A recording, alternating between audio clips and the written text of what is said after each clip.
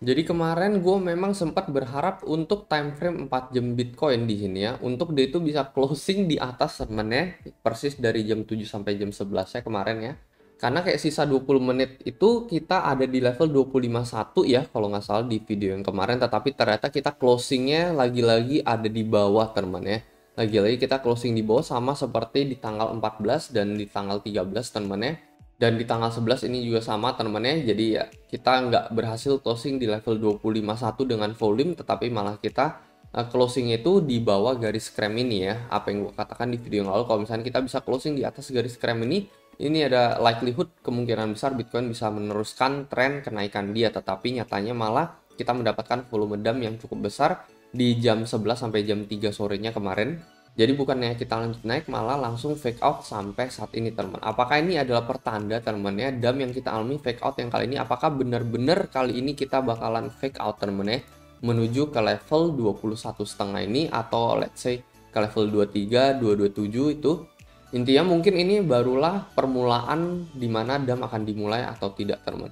Kalau menurut kalian Bitcoin bakalan turun atau naik, di sini gue bisa saranin salah satu platform yang gue gunakan untuk bermain futures ya. Di sini trading fee-nya ini sangat rendah dibandingkan dengan market yang lain.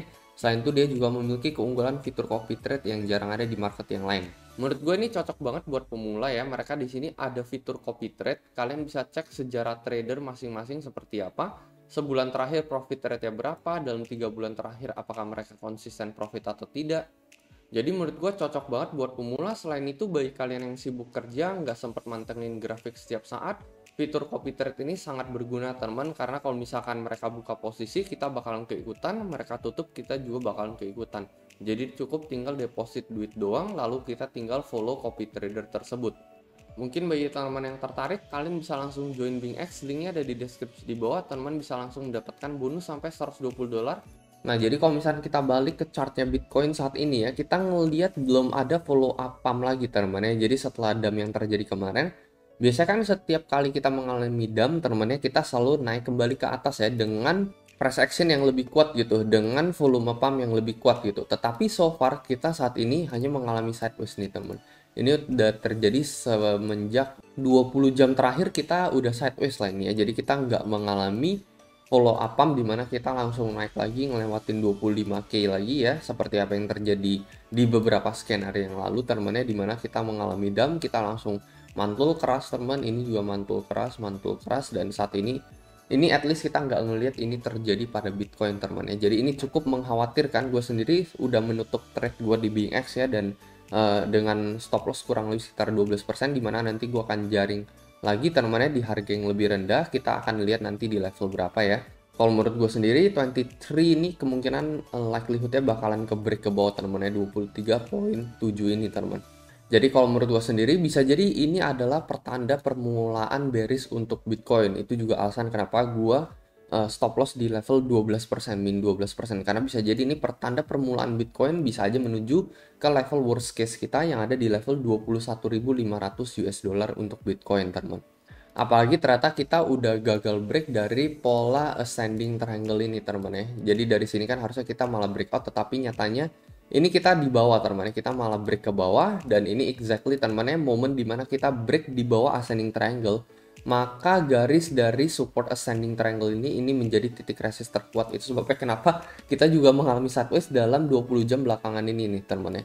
Jadi setiap kali kita menyentuh garis krem ini kita kena reject, menyentuh garis krem ini kita kena reject.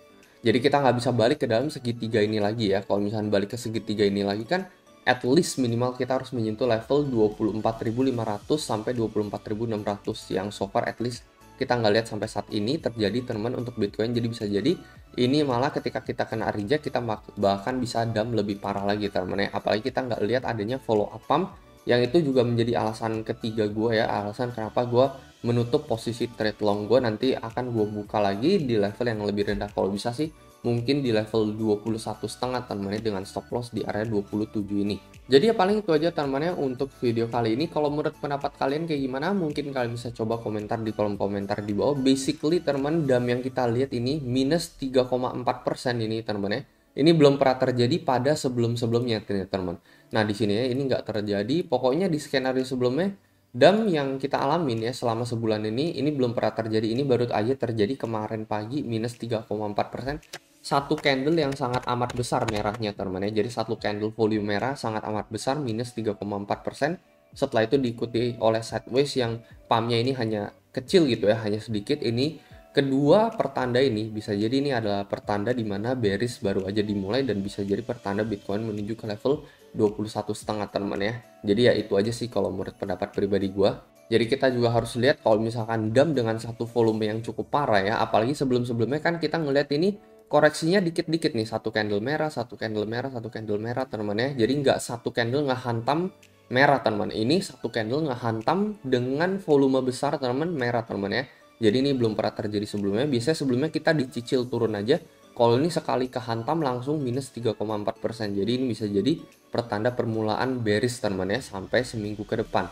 Gitu aja sih ya. Jadi kita tetap harus update dengan market ya.